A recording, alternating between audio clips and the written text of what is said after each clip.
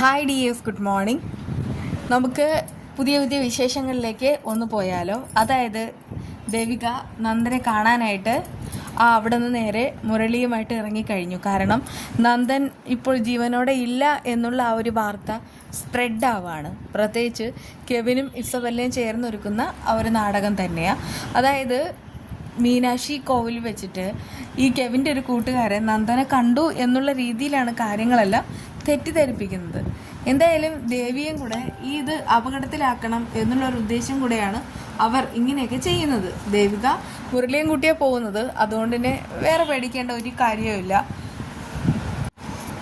ദേവികയെ തട്ടിക്കൊണ്ട് പോയിട്ട് ദേവികയുടെ ജീവൻ അപകടത്തിലാണെന്ന് ഈ ഇസബെല്ലയ്ക്ക് വേണേൽ വരുത്തി തീർക്കാം. അങ്ങനെ ആയാൽ പോലും നന്ദനാണെങ്കിൽ എത്രയും വേഗം തന്നെ പുറത്തു വരും. ദേവികയ്ക്ക് അപകടം വരുന്ന ഒന്നും തന്നെ നന്ദനാണെങ്കിൽ കാണാനായിട്ട് ഒട്ടും ആഗ്രഹമില്ല.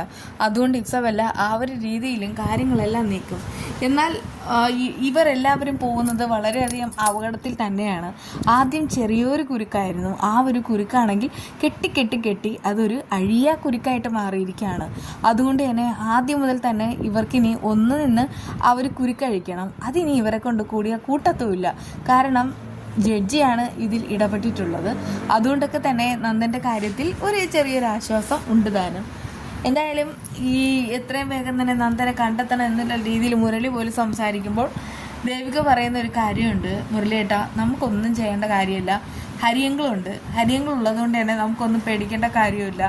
അദ്ദേഹം എന്താന്ന് വെച്ചാൽ ചെയ്തോളും, നമ്മൾ നോക്കി നിന്നാൽ മതി. അങ്ങനെ ശാരികയും മുരളിയെ പറഞ്ഞ് വിശ്വസിപ്പിക്കുന്നുണ്ട്. അതായത് കാര്യങ്ങൾ ദേവി ചേച്ചിക്ക് ഹരിയങ്കിലും എല്ലാം വിട്ടേക്ക്, അവർ തന്നെ കാര്യങ്ങൾ നോക്കുമെന്ന്. മുരളിക്ക് തൽക്കാലം ഇവരെയൊക്കെ വിശ്വസിക്കാൻ കഴിയുമെന്നല്ലാതെ മറ്റൊന്നും തന്നെ ഇതിൽ കൂടുതൽ ഒന്നും ചെയ്യാനായിട്ട് കഴിയുകയില്ല.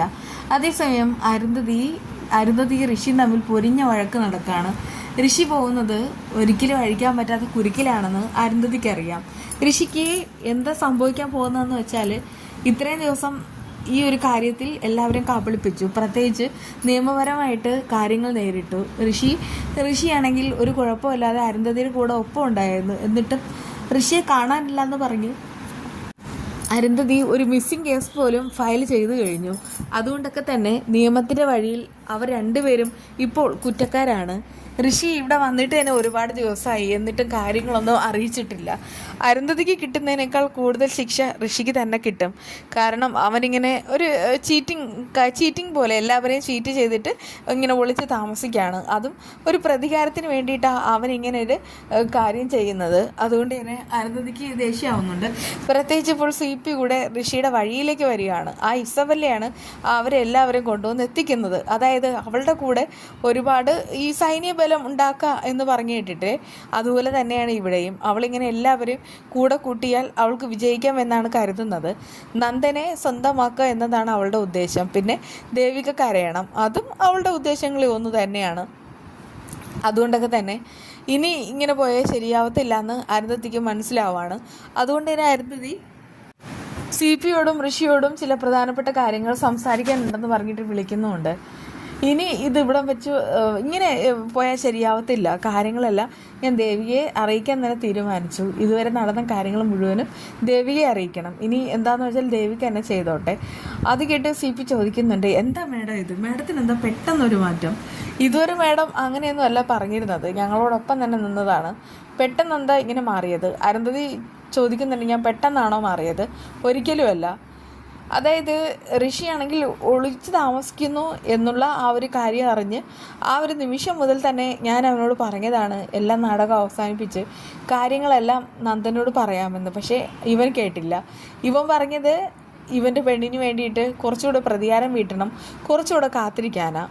അങ്ങനെ ഈ ചന്ദ്രോത്തുകാരോട് പ്രതികാരം വിട്ടണം എന്ന് പറഞ്ഞപ്പോഴും ഞാൻ അവനോട് ഒരുപാട് തവണ ഓർപ്പിച്ച ഒരു കാര്യമുണ്ട്, ഇനിയിപ്പോൾ അവരെ വിട്ടേക്ക്, അവരായിട്ട് ഒരു തെറ്റും ചെയ്തിട്ടില്ല എന്ന്.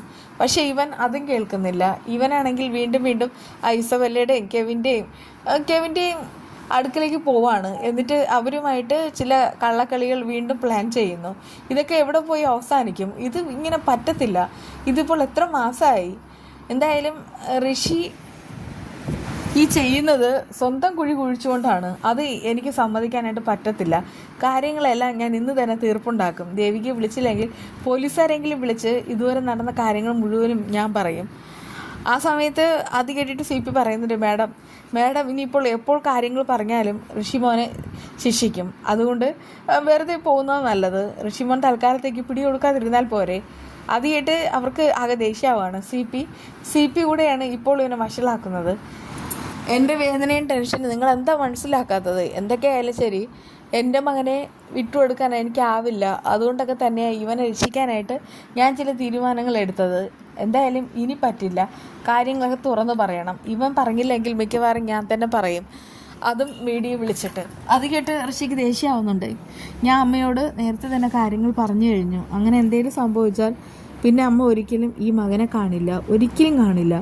അത് കേട്ട് അരുന്ധതി പറയുന്നത്, എടാ അത് തന്നെയല്ലേടാ ഇനിയും സംഭവിക്കാൻ പോകുന്നത്. നീ എപ്പോഴെങ്കിലും പിടിക്കപ്പെട്ട് കഴിഞ്ഞാൽ ഉറപ്പായിട്ടും പിന്നെ അവരാരും നിന്നെ പുറം ലോകം കാണിക്കില്ല. പ്രത്യേകിച്ച് ദേവിക ഒരു MLA കൂടെയാണ്. നീ അവളെ പറ്റിച്ചു എന്ന് പറഞ്ഞാൽ അവൾക്ക് സഹിക്കാൻ കഴിയില്ല. പ്രത്യേകിച്ച് നീ കുറേ കാലം ഇങ്ങനെ ജീവനറ്റ നില പോലെ കിടന്ന സമയത്ത് നിന്നെയാണെങ്കിൽ രക്ഷപ്പെടുത്തിയത് അവളാണ്. നീ ഈ ഒരു നിലയിൽ നിൽക്കുന്നതിൻ്റെ കാരണക്കാരിയും ദേവികയാണ്. അതുകൊണ്ടൊക്കെ ഇനി ഇത് നമുക്ക് പറ്റത്തില്ല. എന്തായാലും CP ഇതിവിടം കൊണ്ട് അവസാനിപ്പിച്ചാൽ മതിയെന്നൊക്കെ പറയുന്നുണ്ട് കേട്ടോ. ഋഷി ഒടുവിൽ ഓരോന്നൊക്കെ പറയുന്ന കേട്ടിട്ട് അരുന്ധതിയാണെങ്കിൽ അവനെ അടിക്കാനായിട്ട് കൈ ഓങ്ങുന്നുണ്ട്. ഷർട്ടിലൊക്കെ പിടിച്ചിട്ട് ഭയങ്കരമായിട്ട് ദേഷ്യപ്പെടുകയാണ്. ഒടുവിൽ മകനും അമ്മയും തമ്മിലുള്ള ബന്ധം അനുസരിച്ച്, അതായത് അരുന്ധതിക്കാണെങ്കിൽ ഋഷി എന്ന് പറഞ്ഞാൽ ജീവനാണ്.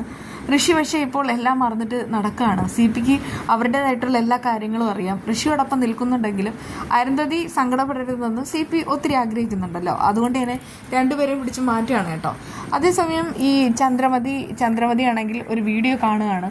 എന്തായാലും ഒരു വീഡിയോ കാണുന്ന സമയത്ത് അതിപ്പോൾ നന്ദനാണ് മരിച്ചത് എന്നുള്ള രീതിയിലുള്ള ചില വാർത്തകളൊക്കെ വരുന്നുണ്ട്. ചന്ദ്രമതിയാണെങ്കിൽ മൊബൈലിൽ വന്ന ആ ഒരു വാർത്ത പ്രഭാവതിയെ കാണിച്ചിട്ട് ഭയങ്കരമായിട്ട് ഷോക്കാവുന്നു. നോക്ക് പ്രഭയെ ഇങ്ങോട്ട് നോക്കുന്നൊക്കെ പറയാണ് കേട്ടോ.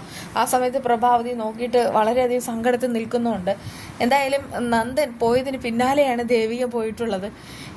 ഇതെല്ലാം ഇസബല കളിക്കുന്ന കളിയാണ്. ദേവികയും തട്ടിക്കൊണ്ട് പോയി കഴിഞ്ഞാൽ നന്ദനെ എങ്ങനെയെങ്കിലും പുറത്തു കൊണ്ടുവരാം. അതായത് മാളത്തിൽ ഒളിച്ചിരിക്കുന്ന നന്ദൻ പുറത്ത് ചാടും എന്നൊക്കെ തന്നെയാണ് ഇവളുടെ ഓരോരോ കണക്കുകൂട്ടൽ. എന്തായാലും ഇതൊക്കെ നല്ലതിനാണെന്ന് ഞാൻ പറയും. കാരണം ഇതുവരെ അവരെല്ലാവരും ഒരുമിച്ച് നിന്ന് ഒറ്റക്കെട്ടായിട്ട് കളിച്ചു. പക്ഷേ ഇതിപ്പോൾ ഹരി കളിക്കുന്ന ഒരു നാടകം തന്നെയാവും. ഇവിടെയാണെങ്കിൽ ഇസബല്ല വീഴും, കെവിനും വീഴും. നോക്കിക്കോ, ദേവികയും ഹരിയും ശാരികയും എല്ലാവരും ചേർന്നിട്ട് ഞെട്ടിക്കുന്ന സത്യങ്ങൾ പുറത്തു കൊണ്ടുവരാനായിട്ട് പോവുകയാണ്. അത് അല്ലെങ്കിലും അങ്ങനെ തന്നെയാണ്. നന്ദൻ ഒരു അപകടത്തിൽ വീണ് കഴിഞ്ഞാൽ അതെപ്പോഴും ശരിക്കും ദേവിക തന്നെയാണ് നന്ദനെ രക്ഷപ്പെടുത്തുന്നത്. മറ്റുള്ള ആർക്കും അതിന് കഴിഞ്ഞിട്ടുമില്ല. ഇവിടെയും ദേവിക തന്നെ നന്ദനെ രക്ഷയായിട്ട് മാറും. അത് കണ്ട് ഇസബല്ലയ്ക്ക് നെഞ്ചത്തടിച്ച് കരയാനേ യോഗം ഉണ്ടാവുകയുള്ളൂ. അതുപോലെ തന്നെയാണ് ചതിയനായിട്ടുള്ള ആ ഒരു കെവിനും സംഭവിക്കാൻ പോകുന്നത്. എന്തായാലും നമുക്ക് വീണ്ടും വിശേഷമായിട്ട് കാണാം കേട്ടോ.